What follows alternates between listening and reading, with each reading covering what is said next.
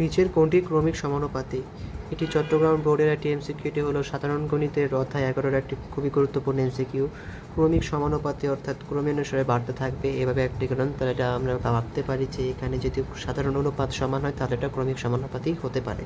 আমরা যদি এগুলোকে আমরা ক্রমিক সমানুপাতি করি তাহলে এটার সাধারণ অনুপাত হলো 2, এটা যদি আমরা এর সাথে 2 দিতে এটা 4 হয়, এটা মিলবে না। যদি আমরা এটাকে করি 3/2 এবং এটাকে যদি আবার করি 3, তাহলে এটা আসে কত? 3/1। তাহলে এটা হয় না। ও তো এটা যদি লক্ষ্য করি তাহলে 12, 8/12, এটা আসলে 3/2 এবং এটা কিন্তু পরেরটা আসে হলো 16 আর 12, তাহলে এটা আসে হলো 6 এবং এটা হলো 8। এটাও আসে না। তাহলে আমাদের পরেরটা যদি লক্ষ্য করি তাহলে আমাদের পরেরটা হলো 6/4, 3/2।